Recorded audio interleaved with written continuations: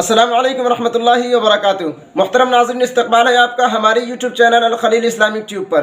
जी हाँ नाज़रीन, अभी मैं हाजिर हुआ हूँ एक बहुत ही अहम खबर को लेकर के। वो ये है, बॉलीवुड की अदाकारा कंगना रनावत ने हाल ही में हिंदुस्तान की आज़ादी को लेकर के एक विवादी बयान दिया है, जिसके अंदर उन्होंने कहा है कि 1947 के अंदर हिंदुस्तान को जो आज़ादी मिली थी वो असल में आज़ादी नहीं थी, बल्कि आज़ादी के नाम पर वो भीख थी।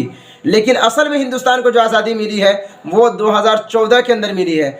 कंगना रनावत के इस बयान को लेकर के AIMIM के चीफ बैरिस्टर असदुद्दीन ओवैसी साहब ने भी कंगना रनावत को और हुकूमत को आड़े हाथों लिया है और हुकूमत को ये बताने की कोशिश की है कि आज अगर कोई मुसलमान का बच्चा इस तरह की कोई गलती अनजाने में भी किया होता, जेल के सलाखों में ढकेल दिया गया होता।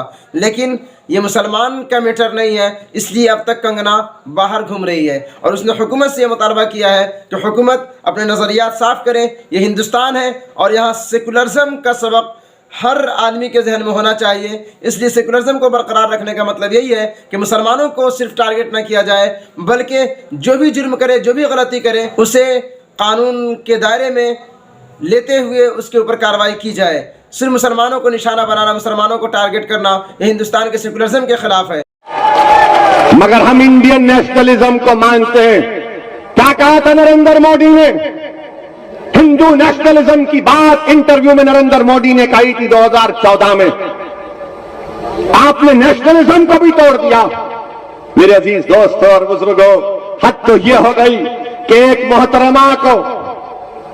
मोहतरमा को हमारा हाईएस्ट सिविलियन अवार्ड दिया गया।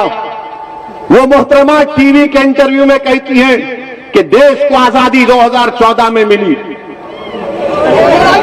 2014 में मिली। मैंने थालियां मारने के लिए नहीं, सोचने बता रहा हूं। देखो आप, अगर वो बात मुसलमान कहता तो अब तक उस पर UAPA लग जाता।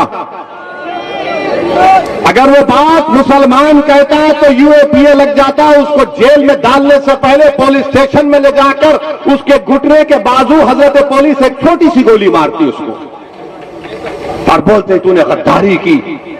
मगर वो रानी है, आप महाराजा हैं, कोई कुछ नहीं करता। वो क्वीन है और आप किंग है, आप कुछ नहीं करते। क्यों नहीं करते? अगर हमारे मुंह से अगर गलती से भी निकल जाता, ये इंडिया पाकिस्तान के मैच में कुछ लिख दिया गलती से, तो बाबा ने कहा गद्दारी का इल्जाम लगा के जेल में भिजा दिया जाएगा। बोलो बाबा। मैं उत्तर प्रदेश के मुख्यमंत्री से पूछ रहा हूं, मैं देश के प्रधानमंत्री नरेंद्र मोदी से पूछ रहा हूं, क्या देश 47 में आजाद हुआ या 2014 में आजाद हुआ? बताओ। और अगर यह गलत है तो क्या देश के प्रधानमंत्री और उत्तर प्रदेश के मुख्यमंत्री गद्दारी का इल्जाम लगाएंगे सेडेशन का? क्या सेडेशन सिर्फ मुसलमानों के लिए? क्या सेडेशन सिर्फ नौजवान तालिब इल्म और तुलबा के लिए? क्या सेडेशन किसके लिए फिर? और फिर इससे बढ़कर बात यह कि यह संविधान के खिलाफ है। कैसे खिलाफ है? भारत के संविधान में एक फंडामेंटल राइट्स है, हुकूक है और एक ड्यूटीज है। नरेंद्र मोदी बार बार बोलते हैं ड्यूटीज, अपना ड्यूटी निभाओ। नरेंद्र मोदी जी, पार्लियामेंट में बल्कि संविधान में लिखा है कि इस बात को हमको तालीम दी जा रही है संविधान के जरिए कि हर भारत के रहने वाले के लिए, नागरिक के लिए जरूरी है कि वो मुजाहिदीन आजादी की इज्जत करें। डायरेक्टिव प्रिंसिपल्स में लिखा गया।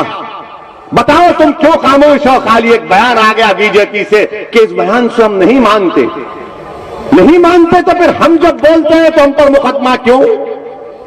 हम कभी कहो कि तुम्हारी बात को नहीं मानते, मगर तुम चाहे मन गढ़ंत बातें अनाप शनाप बकते रहोगे।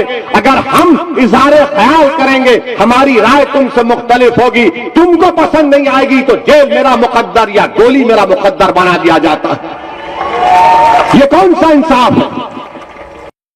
दोस्तों, असदुद्दीन ओवैसी साहब के बयान को आप किस एंगल से लेते हैं, आपका उस पर क्या नज़रिया है? अपनी राय का इजहार कमेंट बॉक्स में ज़रूर करें। और जिन लोगों ने मेरे चैनल को सब्सक्राइब नहीं किया है वो सब्सक्राइब करके बेल आइकन दबाकर ऑल पर क्लिक कर दे। जज़ाकल्लाह। अस्सलामु अलैकुम रहमतुल्लाह।